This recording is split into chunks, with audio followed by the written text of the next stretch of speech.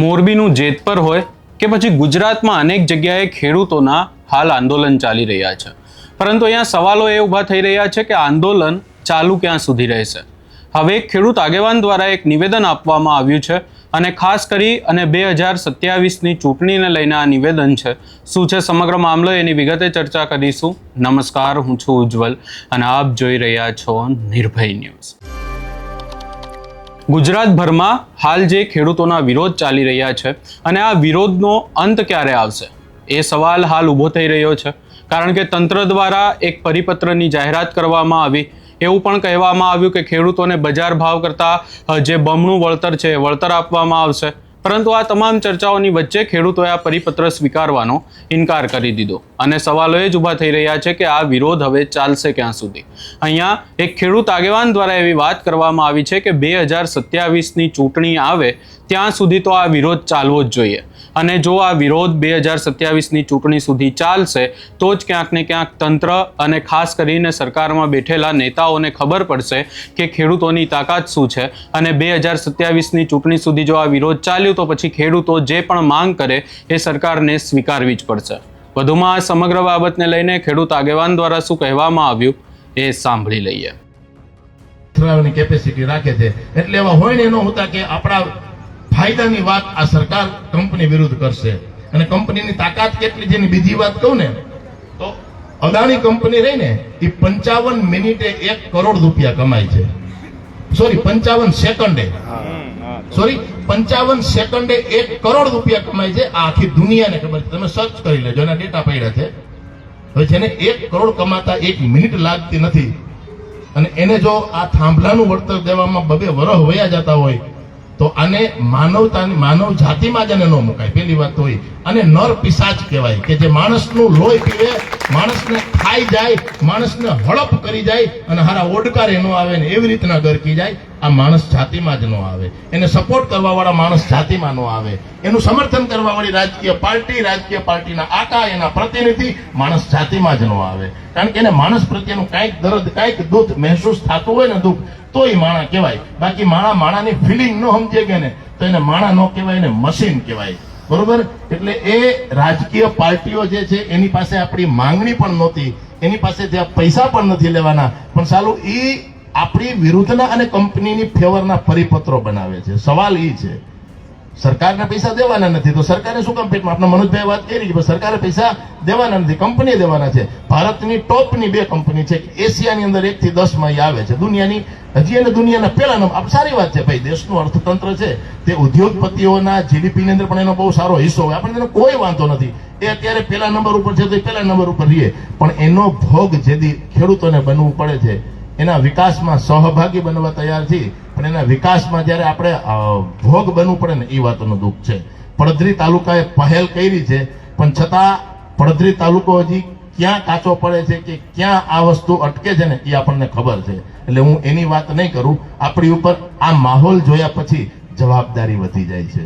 આપણી ઉપર કામનું ભારણ વધી જાય છે। હજી 3 દિવસ છે, હજી તો 2 કલાક ગઈ છે, તો હજી 2 દિવસની અંદર જે તે દિવસે બતાવ્યું હતું આપણે 6 જુલાઈ બતાવ્યું હતું, પડઘો હતો। પડધરીના ઇતિહાસમાં પહેલી વખત એવું હતું કે ઐતિહાસિક રીતે સ્વયંભૂ ખેડૂતો આવી રીતના આવ્યા હોય, કોઈ ઘરે ઘરે નોતરું દેવા નહોતા ગયા, છતાં પણ એટલે જ આપણને છેલ્લી ઘડી સુધી પરમિશન નહોતી આપી તંત્રએ। શું કામ તો કે એને એમ હતું કે કેટલા બધું કેમ થાય ને આમ થાય ને તેમ થાય ને, બરોબર છે, છોકે પરમિશન આપણને આપી દીધી છેલ્લી ઘડીએ।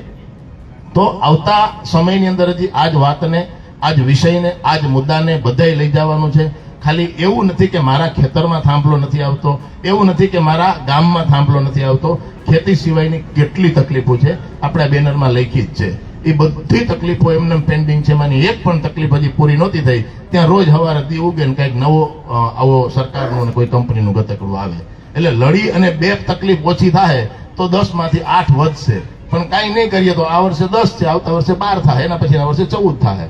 પણ 2 કપાતી જાય તો જેને કહે ને એનો કઈક છેડો આવે એમ, બરોબર। એટલે હજી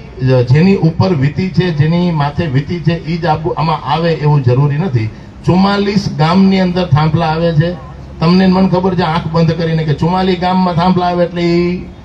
કેવું થઈ જાય એમ, કરોડિયાના ઝાડાને જેમ આખું ચિતરાઈ જાય ને એમ। એટલે એ શું આપણે એમ ઝૂલવા આડું નાખતા આપણે ખેતરમાં લાંબા તાર કે છોકરા એના ખેડૂત નાખે એ જ કે એ હાટું નાખતા છે ને કે આટલું બધી કેવી સુવિધા આપણને કરી દીધી ને આપણને સારું એ હાટું જ નાખતા આપણને એવું લાગતું છે કે અમારે હિંચકા હાટું જ નાખ્યા છે એટલે તો હિંચકી છે આપણે એમ જેમ હિંચકો નાખે ને ધારાસભ્ય આમ હિંચકો નાખે તો આમ હિંચકી જિલ્લા પંચાયતનો સભ્ય આમ હિંચકો નાખે તો આપણે આમ હિંચકી એમ એટલે એક દિવસ માટે પણ ખેડૂત છે ને એ પાર્ટીમાંથી અલગ નથી થઈ શકતો એના પરિણામે એને આ ભોગવવું પડે છે મત ગમે તેને આપે આપણે અહીંયા ક્યારેય કોઈને કીધું નથી કે તમે આને મત આપજો કે આ પાર્ટીની ફેવર ન કરતા ને આ પાર્ટીની ફેવર કરજો એમ એનો સ્વતંત્ર મૌલિક અધિકાર છે પણ જ્યારે આપણા હકની વાત આવે આપણા અધિકારની વાત આવે ત્યારે પણ આપણે પાર્ટીથી ઉપરવટ ન ઉઠીએ આપણને આપણા ગામનો કોઈ સદસ્ય હોય કોઈ ભાજપનો આગેવાન હોય કોઈ સંગઠનનો હોદ્દેદાર હોય એ શરમાવે એ બીવડાવે એ આંખની ઓળખાઈને આપણે જો અહીંયા બેઠા રહી તો હું તો કહું છું કે ખેતરમાં પોદરા નીચે પડેલા હરપોલિયામાં માણામાં કઈ ફેર નહીં આ હરપોલિયા કહેવાય એ પ્રતિકાર ન કરીએ કે હરપોલિયાને તમે વચ્ચેથી કાપી નાખો તો બે તો રાલતું થાય કે મને તને શું ફેર પડી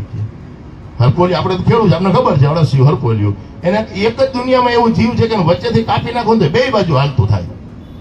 આવા થઈ ગયા છે એમ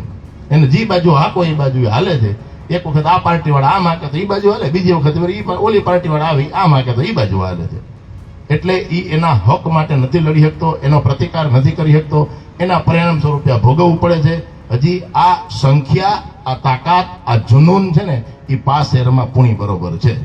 એટલે આ ક્યાં સુધી લઈ જવું પડે અમે તો મનોજભાઈને ખબર છે કે જેતપર ગયા ત્યારે જે એલાન થયું હતું કે 2027ની ગુજરાતની વિધાનસભાની ચૂંટણી આવે એ પેલા 2-4 મહિના સુધી મતલબ હજી 12 મહિના સુધી ખેંચવાની તૈયારી હોય તો અને તો જ થાંભલાનો હક મળશે ભલે ખોડવા નહીં દે એ વાત ફાઇનલ છે કે ભાઈ જ્યાં સુધી નિવેડો ના આવે ત્યાં સુધી ખોડવા નહીં દે પણ ખોડવા નહીં દે તોય જ્યાં સુધી ચૂંટણી માથે નહીં આવે ત્યાં સુધી આ નિવેડો લઈ આવવાનો નથી કારણ કે આ બધા ઝેરીલા હાપ છે એને દર દેખાય ને ત્યારે જ સીધા થાય એમ ત્યાં સુધી તો એ આખા ગામમાં આટા મારતા હોય એ 2027 નો દર આવશે એટલે એ મજબૂરીથી સીધા થવાના છે 2019 ની અંદર આપણને ખબર છે કે આપણે સંપૂર્ણ દુષ્કાળગ્રસ્તમાં હતા ત્યારે પણ આપણે લડત કરી હતી આવી જ રીતના 2000 ખેડૂતો મામલતદાર કચેરી ગયા હતા પહેલા રાઉન્ડમાં 100% દુષ્કાળમાં આપણને મૂક્યા અને તોય વીમો તો કે 0%. વીમો એને 0% આપ્યો તેથી કૃષિ મંત્રીને ધારાસભ્યને સંશોધન બધાને મળ્યા એને આંકડાકીય માયાજાળો એવી રહી હતી જૂના હિસાબ કિતાબ કાઢીને કે ભાઈ પડધરી 100% પહેલા રાઉન્ડમાં દુષ્કાળગ્રસ્ત છે પણ એને વીમો મળવા પાત્ર નથી